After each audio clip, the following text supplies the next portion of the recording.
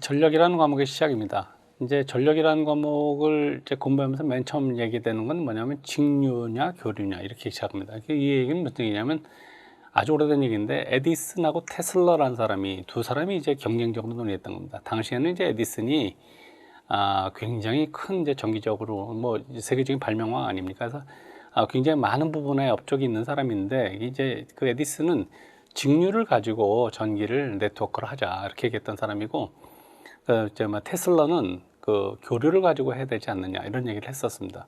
그런 논쟁이 엄청 있었는데 결론적으로 이제 교류 송전 방식을 채택을 하죠.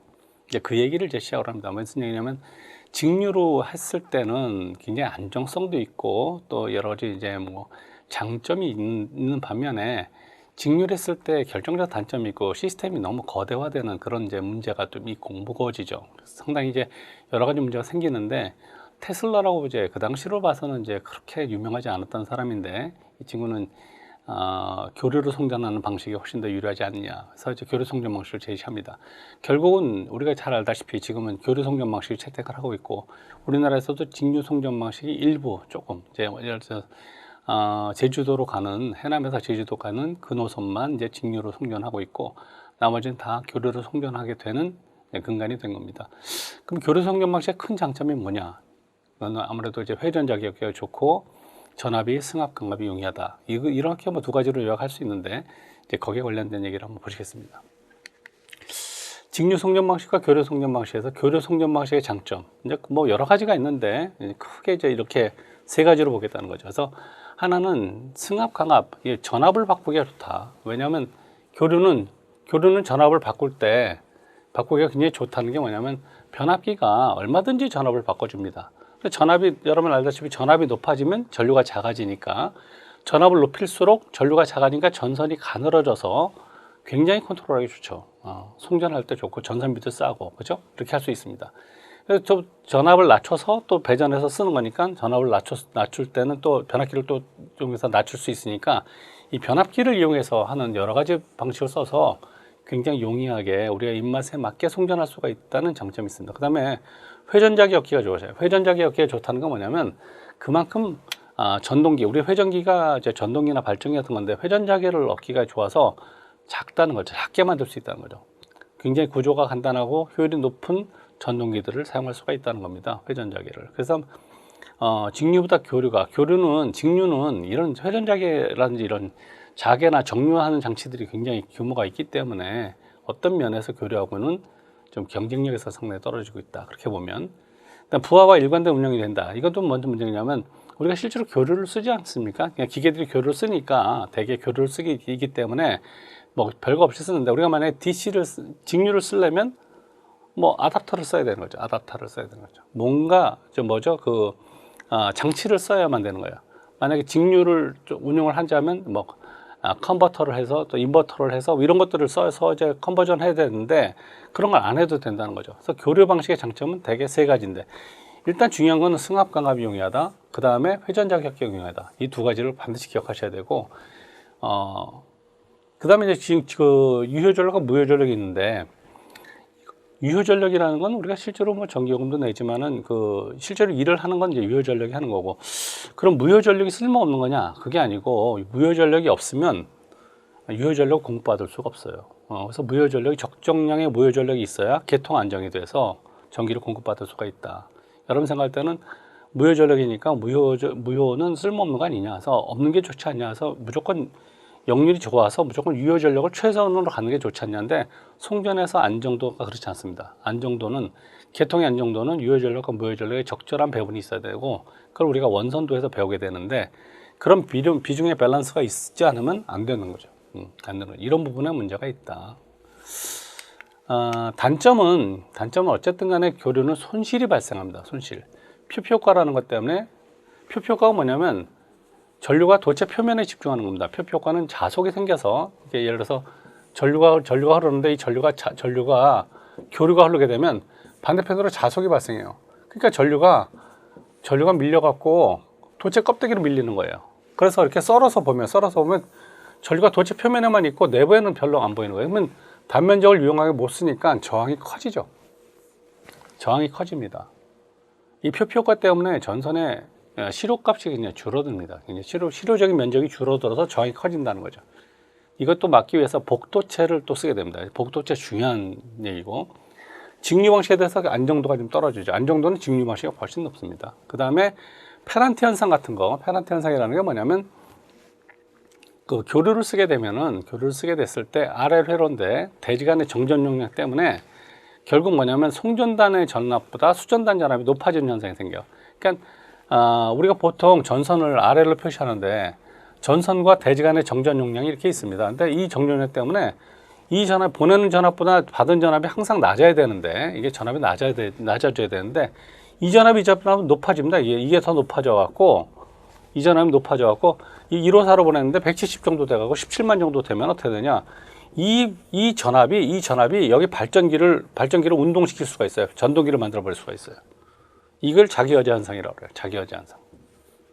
좋지 않죠. 좋지 않은 겁니다. 이렇게 되면. 이 발전기에서 전기를 받아서 쓰도록 만들어진 설비에서 이쪽 전압으로 이거를 구동시켜 갖고 돌리겠다 그러면 이건 안 좋은 겁니다. 이거 문제가 사고가 난 거죠, 사고. 이런 현상에 대한 문제가 생길 수가 있다. 부하가 적을 때. 그 다음에 인근 통신선에서 유도장애가 생길 수 있어요. 정전유도나 전자유도 같은 유도장애가 생길 수 있어요. 교류방. 직류는 유도장애가 없죠. 주파수가 없으니까 교류는 이런 게 생긴다. 그 다음에 주파수가 서로 다른 계통은 주파수가 다른 거는 연결해서 쓸 수가 없습니다. 그러니까 주파수는 하나로 통일해서 우리나라는 60Hz, 미국도 60Hz, 일본은 관동관서가 다르죠. 60과 50이 다르고 중국은 다 50Hz 이렇게 돼서 주파수가 다른 거를 혼용해서 쓸 수가 없습니다. 그래서 교류 방식은 이런 문제가 있다. 페란티 현상이라는 건 무부하나 경부하 부하를 적게 썼을 때 수전단 전압이 송전단 전압보다 높아지는 정전 용량이 원인이 돼서 이 대지간 정전 용량 때문에 원인이 돼서 전압이 높아지는 현상을 페란티라고 그래요. 사고가 세 가지가 나오는데 그 중에 하나입니다. 저게 전력 전체에서 사고가 세 가지가 등장해요. 하나는 코로나 현상, 하나는 페란티 현상, 하나는 캐스케이딩 현상, 세 가지가 있는데 그 중에 하나입니다. 페란티가 원인이 정전 용량 때문에 생기는 거고 전압이 높아지는 현상이 생긴다. 교류 방식은 이런 문제가 있을 수 있다. 이런 건 이제 차차 다 논의하기로 하고, 그럼에도 불구하고 경제적으로 엄청나게 유리하고 승합강압이 용이하고 이런 것 때문에 송전 이익 때문에 결국은 교류를 택하게 되는 거죠. 교류 전력 시스템에서 우리가 다루는 용어들인데, 전문 용어들인데 이런 것들도 그냥 한번 짚고 넘어갈 필요가 있습니다. ELD라고 해서 Economic Load Dispatch라고 하고 발전 출력을 배분하는 겁니다. 경제급전이라 그래서 경제급전. 이게 중요한 단어인데 사실 어떻게 보면 그러니까 뭐냐면 가장 연료를 최소화시켜서 경제적으로 공급할 수 있는 방식을 좀 따집니다. 어떻게 발전을 하면 굉장히 경제적으로 우리가 전기를 생산할 수가 있느냐 이런 걸 따지는 거고, EMS라서 에너지 관리 시스템, 이건 뭐 어디나 쓰는 용어인데 EMS는 뭐 매스컴에서 많이 나오죠. 에너지 매니지먼트 시스템에서 전체 복합적 시스템에 대해서 경제적 전력 공급하는 에너지 관리 시스템입니다. EMS 시스템. 뭐 되게 한전에서 제일 많이 얘기하는 것이 EMS 시스템이고, 자동 급전 시스템은 이제 그 Automatic Generation Control이라 해서 이건 이제 경제 급전을 통해서 어떻게 전기를 공급하는 것이 가장 유용하냐 해서 자동적으로 전기를 최소화돼서 어떨 때는 화력 발전, 어떨 때 수력 발전, 어떨 때 원자력 발전, 기전은 뭘로 하고 어떤 거를 첨도부하 발전에 쓰는 것이 가장 효과적인지, 그래서 손실을 줄이기 위해서, 왜냐하면 전력이 저장이 안 되니까 그때 만약에 그때 최적화시키지 않으면 손실이 엄청 생깁니다. 왜냐하면 전기는 저장이 안 되니까 만드는 족족 그때 맞춰서 쓰지 않으면 나머지 다 손실이거든요. 만드는 비용들이 다 손실이니까 이런 내용들이 논의가 될 수 있다. 그 다음 스카다 시스템은 이제 원막 감시 제어 시스템, 보안 시스템이죠. 스카다 시스템, 전체 시스템. 이것도 뭐 여러 가지 공기관에서 많이 다루는 시스템이고, ADS 시스템, 배전 자동화 시스템 이렇게 다룹니다. 그래서 보통 EMS나 스카다나 뭐 ADS 이런 것들을 용어를 많이 덜어 쓰죠. 자, 그러면 직류 방식의 장점은 뭐냐? 아까 교류 방식의 장점은 승합강압이 용이하다, 회전 자격기가 용이하다. 이런 게 두 가지로 본다면, 직류 방식의 장점은 일단 절연 계급을 낮출 수가 있어요. 뭐냐면 절연 비용을 줄일 수가 있습니다. 왜냐하면 손실이 적으니까 절연 비용을 줄일 수 있어서 이거 뭐 애자 개수를 줄이든지 케이블 송전해서 케이블을 좀 얇게 한다든지 여러 가지 장점이 있을 수 있죠. 절연 계급을 낮추는 건 경제적으로 이익이 상당히 있죠. 뭐 3단 절연하는 거 2단 절연을 한다든지, 절연 계급 자체가 절연 자체가 돈이거든요. 그런 것들을 낮출 수 있다는 건 상당히 돈이고, 리액터 스카가 없으니까 송전 효율이 굉장히 높습니다. 전압 강화 저항밖에 없으니까 저항 강화밖에 없고 리액턴스에 의한 전압 강화가 없기 때문에 전압 강화를 상당히 낮출 수가 있다. 역률이 항상 좋고 1이고죠. 리액턴스 영향이 없기 때문에 안정도가 상당히 좋습니다. 또 개통 안정도가 상당히 좋아서 좋고 위상각에 대한 직류는 위상각이 없으니까 위상각에 대한 문제가 있을 수 없다. 그 다음에 유전체 손실이나 연필 손실 이런 것이 적죠. 이거 뭐냐면 유전체 손도 안 되고 연필 손실도 없고 이거 전부 다 교류가 발생하는 손실이고 케이블 손실인데 케이블 손실에서 이런 것들이 없습니다. 케이블 손은 줄 열 손실하고 그 다음에 유전체 손실, 연필 손실 이런 것이 이제 대표적인 거고 그 중에서 뭐 줄 손이 어쩔 수 없이 생기지만 나머지 손실은 직류에서는 없다. 그 다음에 교류보다 2배 이건 여러분 기억하셔야 되는 겁니다. 전압이 시력값에 대한 최대값이 루트 2배고 전류가 루트 2배가 되는 거니까 전력 자체는 2배 교류보다 2배로 보낼 수 있어요. 2배나 보낼 수 있다. 근데 유도 장애가 적어서 정전 유도도 없고 전자 유도도 없고 두 가지가 다 없죠. 주파수가 없으니까. 주파수가 없으니까 다 0이죠. 그러니까 정전 유도 장애가 없다. 그래서 통신선 장애가 없습니다. 통신선에 잡음이 생기지 않는다. 그 다음에 그 전압 주파수가 아무리 달라도 전부 다 개통 연계가 가능해요. 얘는 어떻게든 간에 주파수 뭐 달라도 관계없이 연계할 수 있습니다. 근데 이제 단점 뭐냐면 차단이 곤란해요. 왜냐하면 0점이라는 게 전류 0점이라는 게 뭐냐면 교류는 0점이라는 게 있습니다. 0점이라는 게 있어서 최소화됐을 때 딱 끊으면 그냥 딱 끊어지는데 전류는 그런 부분이 없으니까 차단하기 어렵습니다. 굉장히 아크가 세서 직류를 차단할 수 있는 방법 자체가 그렇게 흔하지 않습니다. 그건 이제 보안에 문제가 있다는 거죠. 그 다음에 이제 승합 강압이 곤란해요. 전압을 바꾼다는 것이 상당히 힘듭니다. 이 직류는. 인버터 컨버터 같은 건 이런 것들을 썼을 때도 뭐가 생기냐면 이런 거는 인버터는 DC를 AC로 바꾼다든지 컨버터는 AC를 DC로 바꾼다든지 이런 것들은 또 뭐냐면 고주파를 엄청 많이 만들어요. 고주파를 엄청나게 만들어요. 그 다음에 신뢰도가 문제가 되고 보수도 문제가 되고 고주파 문제가 생기고 그죠? 교류 중류 변화가 죠. 교류 중류니까 인버터 컨버터에 관한 얘기입니다. 역시 고주파가 엄청나게 생기고 그래서 어쨌든 간에 이런 문제가 있고 그 다음에 변환 장치가 유효 전력이 이 정도 되고 무효 전력이 소비되는데 이 무효 전력을 또 만들어내는 장치가 상당히 비싸요. 가격이.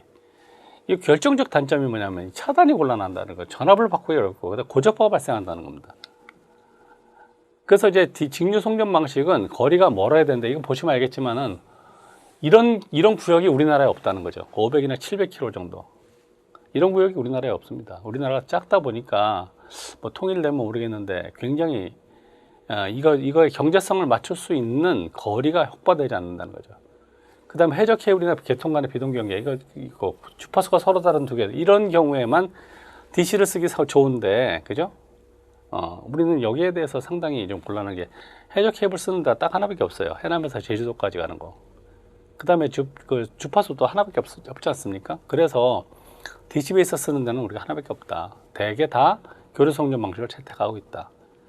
각각의 장단. 직류 송전 방식은 다 좋지만 대다수가 좋은데 차단하기가 어렵고 그 다음에 이제 승합 강압이 어렵다. 이런 것들이 이제 큰 단점이 되겠습니다. 그래서 직류 송전 방식, 교류 송전 방식에서 유일한 점이 아닌가. 예제를 보자면 승합 강압이 쉽다. 이거는 교류죠, 교류. 이건 교류입니다. 교류입니다. 그래서 이건 직류 송전 방식의 장점이 절대 될 수가 없어요. 교류 장점이죠. 통신선 잡음이 적다, 손실이 적다, 절연 용이하다 이런 장점이 있음에도 불구하고 얘가 안 된다는 것 때문에 좀 덜어 직류는 교류에 좀 밀리지 않느냐. 그래서 뭐 보면 이제 이런 절연기를 낮출 수 있다, 송전율이 다 좋은데 직류 송전방의 특징은 뭐 다른 다 좋은데 주파수 영향 발전 다 좋은데 차단기가 개발됐잖아요. 차단이 어렵다. 사고 났을 때 이 보안의 문제에 상당히 된다는 요것만 여러분 확실하게 정리하시면 될 것 같습니다.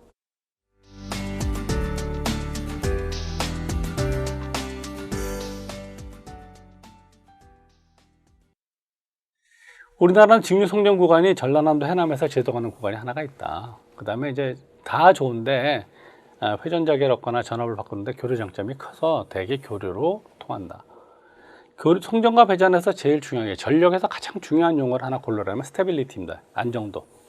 이 단어가 가장 중요한데 송전 안정도, 개통 안정도 이렇게 따지는 게 뭐 이런 안정도 부분에 있어서는 상당히 많이 따지는데 요즘은 이건 기술 개발이 많이 돼서 직류가 안정도가 좋지만 교류가 상당히 안정도가 높아져서 지금 교류에 별 문제 없다. 그런데 최근에 신재생 에너지가 있습니다. 신재생 에너지가 뭐냐면 풍력이나 태양광 같은 거 이런 전기를 계통으로 연결하는 과정이 있는데 여기에서는 어떤 문제가 있느냐. 이제 이 문제는 뭐 여기서 다룰 문제가 아닐 수도 있고 또는 부연해서 다룰 문제가 된다 해서 나중에 뒤에 그 신재생 에너지를 잠깐 이제 여러분들 소개를 하는데 신재생 에너지가 신에너지, 재생에너지 합성이고 8가지 이제 재생에너지에 관한 논의를 하는데 그렇게 해서 만들어진 전기를 계통으로 집어넣어서 우리가 쓰는 전기를 하려면 문제가 여러 가지가 있죠. 어떤 문제가 있냐면 이건 악성 전기거든요. 어떤 면에서 굉장히 불규칙한 전기인데 이거를 축전지에 넣었다가 인버터를 써서 뽑아내 갖고 우리가 교류를 쓰겠다 이렇게 하든지 계통으로 바로 연결할 때는 이 전기가 여러 가지 조건을 맞춰서 동기화돼서 연결되지 않으면 쓸 수가 없습니다. 쓸 수가 없기 때문에 우리가 쓰는 주파수, 우리가 쓰는 안정도에 맞춰서 그 조건에 맞춰서 만들어줘야 되기 때문에 이게 쉽지 않은 문제였어요. 그 다음에 태양광이나 태양열로 발전한 전기를 계통해서 사용하는 것에 관한 문제를 한번 우리가 짚고 넘어가 보자. 이런 차원에서 논의가 됐습니다. 네.